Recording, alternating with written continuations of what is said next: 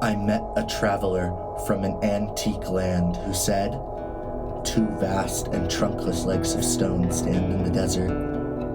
Near them, on the sand, half sunk, a shattered visage lies, whose frown and wrinkled lip and sneer of cold command tell that its sculptor well those passions read which yet survive. Stamped on these lifeless things, the hand that mocked them and the heart that fed. And on the pedestal, these words appear. My name is OZYMANDIAS, King of Kings. Look on my works, ye mighty, and despair.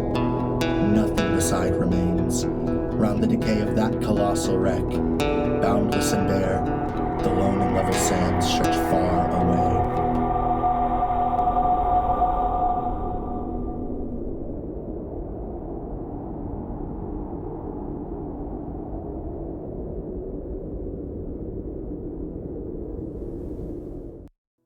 Heat waves claim the lives of thousands. Desertification renders entire horizons inhospitable. Ancient forests are completely carbonized. City streets are consumed by the vengeful sea. Air and water become too saturated with forever chemicals to sustain life. When I look into the future, the top emotions that I always feel are fear and hopelessness. The future's scary. You have no idea what's going to happen. I mean, it's terrifying. It's overwhelming. Nothing is getting better. It seems like everything is just progressively getting worse. In only a few centuries, humanity emitted enough greenhouse gases to dramatically alter the climate of the Earth. Mankind depleted the soil of its nutrients, filled the oceans with plastic and oil, and drove countless species to extinction. All we did, from agriculture to manufacturing to construction, played its part in killing the Earth. There are very few strong regulations when it comes to industrial farming. A lot of the conversations I hear around the ecological issues here are still premised on the idea of a resource and protecting resources. Most scholars now suggest that about half of the world's freshwater resources have basically been lost over the last 100 years. Climate change didn't care about green energy pledges or carbon footprint calculators. It was purely a matter of greenhouse gases trapping heat. It is a poison deep within each and every one of us. A rot, a wound. It is festering and infected. It is the blood in your veins and the blood of children spilled in far-off city streets. It is the smog in the air and the smoke in your lungs and the fog in your mind. It is everything and it is nothing. It will kill us and itself before ever letting go, and you don't even know its name. But why did the people of the past let this happen? Science regarding the state of the climate had been available for decades, and yet society continued to lean towards convenience, ignorance, and inaction. What caused the people of the 21st century to let the apocalypse come to pass? One of the tragedies, I'll say, of our modern society, of our post-Columbus world is a loss of imagination, to think that we can only operate with one system. The question isn't, how we got here, but how did we get stuck here? Our species has been incredibly diverse in terms of economic organization, social organization. You can have antagonistic systems right next to each other that both were more sustainable than what we're currently in. The dominant empire of this late capitalist era was the United States of America, the latest incarnation of the dictatorship of capital. Its prime directives were accumulation and extraction. Its mind, robotic and cold, neurons of cobalt and lithium mined by child slaves. Its body, a chassis of military steel and colonial gold. Where does everything come from? How much of it's coming from here? How much of it's coming from somewhere else? What is it that makes it cheap? And so those are things that I think we often take for granted that are very much entangled with the ongoing living legacy of colonialism and coloniality. We're constantly bombarded by media, by commercials, by TV and other kinds of media that tells us that we need the newest product, the next product, or the fanciest new thing that's out there. But there also seems to be a basic underlying feature of being a human, which is that when it becomes easier to acquire a resource, we tend to overconsume those resources. So when you get more efficient in acquiring resources, we tend to use them more efficiently and almost use them all up. So I'd say that the reason why people from the United States of America consume so much is partly related to the underlying nature of being a human, but also because of the unique cultural makeup that we have that tells us to produce and consume ad infinitum. Markets are not a new thing, trade is not a new thing, but the way in which we do it, where you have to have a standardized currency and that value is very much underpinned by imperialism and the legacies of imperialism. There's a uniqueness in terms of the way our world as a globe gets organized. The unrivaled military, economic, and cultural power of the U.S. empire during the late 20th and early 21st centuries allowed for a state of hegemony never before seen in human history. A vast web of capitalist extraction, manufacturing, and trade would blanket the earth, siphoning resources from the third world to the first, all while contributing to the threat of climate change. They so easily ignore the smallest of people, the smallest of communities, and create devastation. And it's really hard to not be impacted emotionally by that. Capitalists knew averting climate catastrophe would mean more regulations and decreased profits. They intentionally suppressed climate activism, preventing societal awareness of the issue until it was far too late.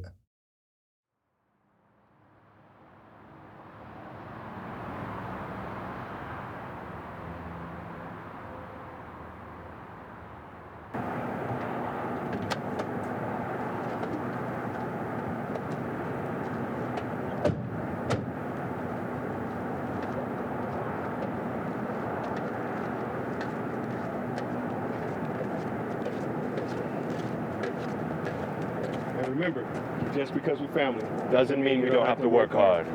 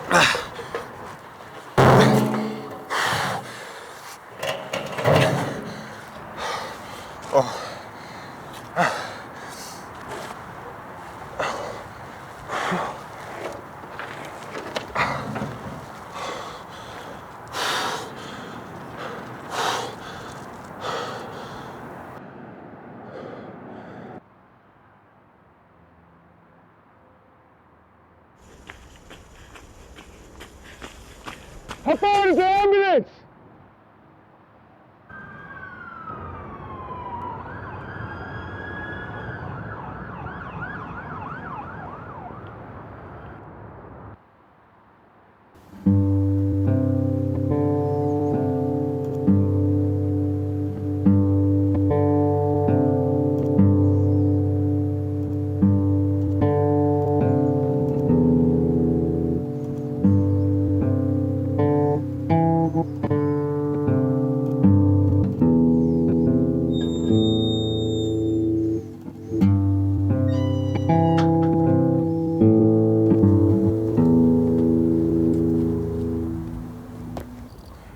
You should leave.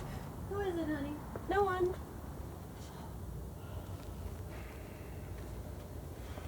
You said he would be working inside. The conditions inside were so bad that day. It was 110 degrees outside. I don't control the weather. You know, you work for an oil refinery. That's not helping. Guys, can we not get into this right now, please? You always put your profits and shit before anybody or anything else, even before my own son's life. You know what? You guys are always guilt-tripping me, making me feel bad for this and that. You know, I'm a branch manager at an oil refinery. You think I have a stake in what the hell goes on? Or the global temperature? You know, some acknowledgement that there's a problem would be a start. A genuine apology would be a start.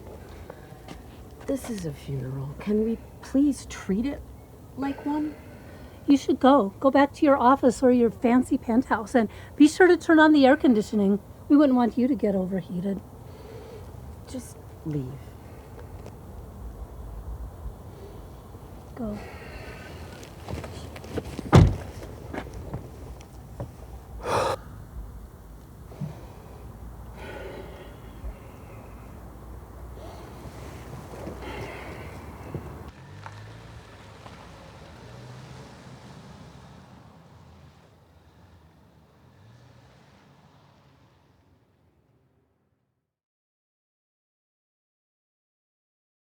For most Americans today, we live in an environment that we are basically not interacting with the actual natural ecology around us, the biological and physical spaces that is like the typical normal environment for a lot of human history. So one of the things that I would love for Americans to understand is that in order to really have a good sense of what climate change is about at a kind of day-to-day kind of experiential level, is that we have to be out there experiencing the change of that ecology in its natural form.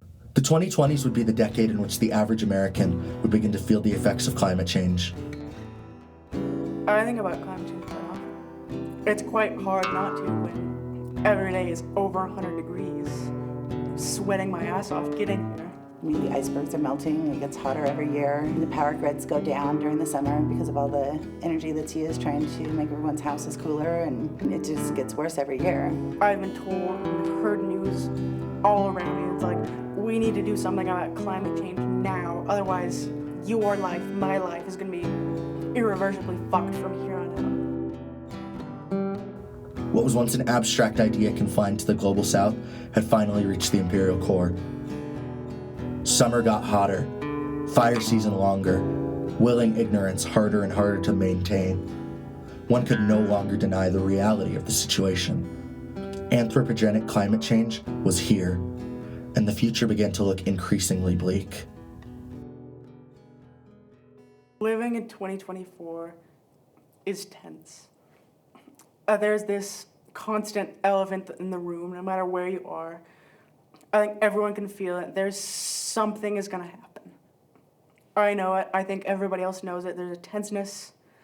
Something is gonna happen. We don't know what it is, but something's coming.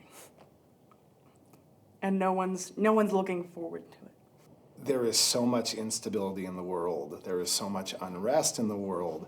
It does impact the plans that I'm making. It does impact where I see myself, 5 years from now, 10 years from now. That may not be in the state of Utah. That may not be in the United States. In fact, more likely than not, it's not, because of some of the things that are happening here that concern me greatly. By the 2030s, several crucial tipping points were reached. By 2031, permafrost was melting in Arctic regions around the world.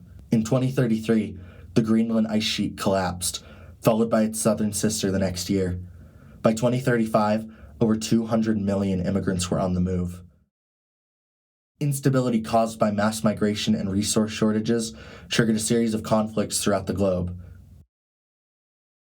Typically, when you have these big kind of like destabilizing societal level actions, like economic declines, loss in belief of the intellectual class, loss in belief in politicians, is typically when people get ready to revolt and kind of tear down society in order to rebuild it anew again with a new set of rules. As the first half of the century came to a close, the last complex societies clung to life amidst the chaos, unaware of the hell they would come to inhabit.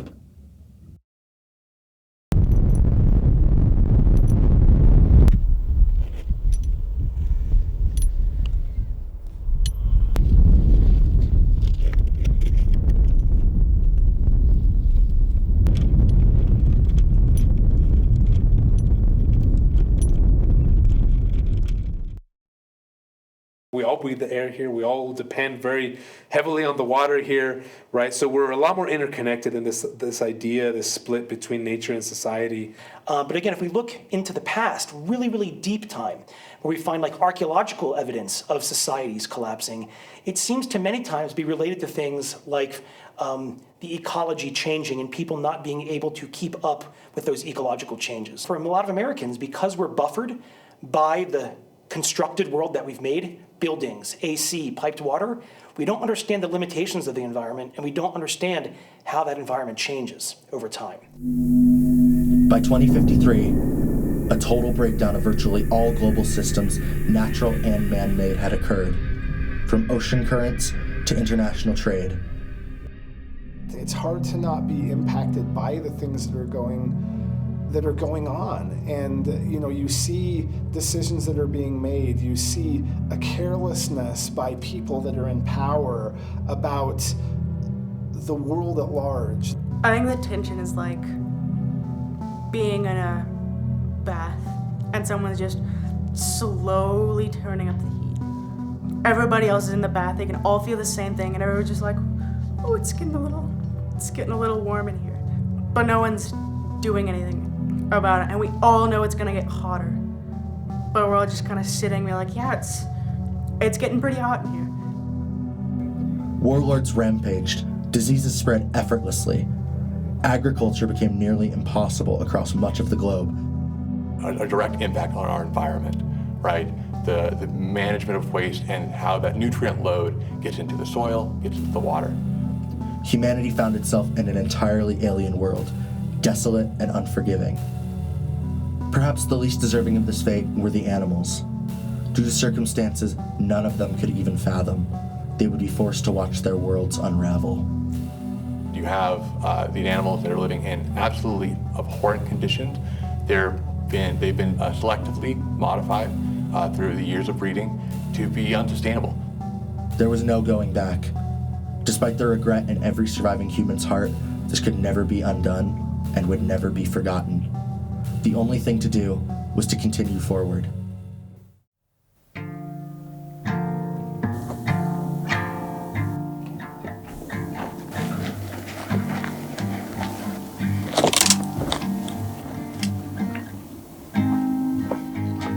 Hey, asshole.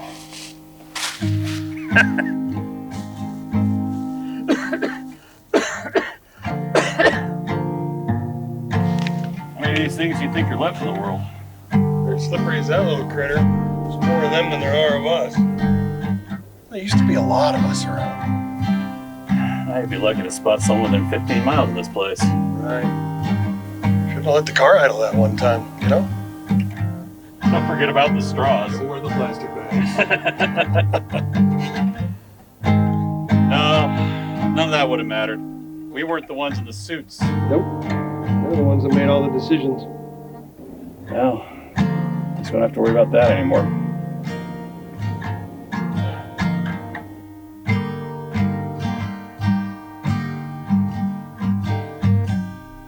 Who's ready?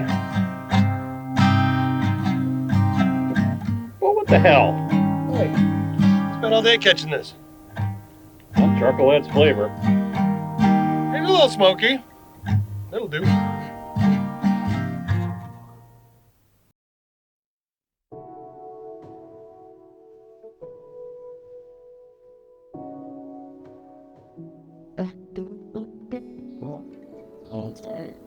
The low human activity of the high collapse period allowed for ecosystems to slowly begin recovering from the scorching.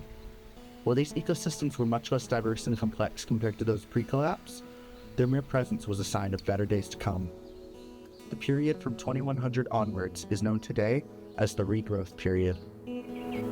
So one of the things that we see is that people come to understand the limits of a resource or ecosystems when they've completely destroyed that resource. And therefore they can start to change the rules or the norms that they live by in order to adapt to that changing resource. We all breathe the air here. We all depend very heavily on the water here, right? So we're a lot more interconnected in this idea, this split between nature and society. Is nature not here? Are we not part of nature? Most of the people that I work with in small-scale societies, like in parts of Latin America and the Caribbean, because they're directly impacted by the flux of the temperatures, changes, ecology, changes in water. They know exactly that climate change is happening because they experience it every day through like their own lived self. Location-based knowledge between groups allows for more efficient and sustainable methods of producing and gathering food. In parallel, books recovered by nomadic groups will allow for incredible developments in both technology and culture. Many groups would develop egalitarian cultures where knowledge was of the utmost value. These groups were more likely to cooperate with others around them, wishing to avoid the conflicts that arose in the old world. It's the individual collective efforts that make mountains move. It's not one person, it's not one machine, it's a collective effort. And if people just realize how important their single effort was to that collective. Doesn't matter if you're 15, 18, 55, 65, 36, you are a leader in this moment right now. If you have a passion you care about and you want to get involved, there are so many opportunities out there. Find your people, find your community, and go and get involved. We've only got one shot on this blue rock that's hurtling through space, and so we need to make the most of it. We need to talk as people instead of talk about each other, talk together and figure out what's the thing that's the best for the whole country. It's okay for us to have differences. Same is boring, but can we disagree in a better way, in a more productive way? Can we at least see the humanity in one another as we disagree? I think about climate anxiety and what that's doing to folks. Those feelings of anxiety are legitimate. They're very much real, and folks need to take care of themselves while they're doing this. Because if you don't, industry doesn't care about the fact that you're depressed or you're sad. They will continue to do what they do. But organized people will always defeat organized money. And so going and finding something where you're meaningfully engaging in your community and building something positive is important and something I would encourage folks to do. If I could send a message in a bottle backwards across the sea of time, I would tell them, my name is OZYMANDIAS, King of None. Across the sunken soil, my shadow dances.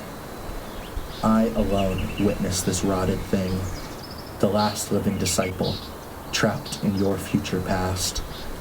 I look upon your works and despair, knowing your kingdom of blood shall continue to kill as it is toppled. The wind speaks clearly, but you do not listen.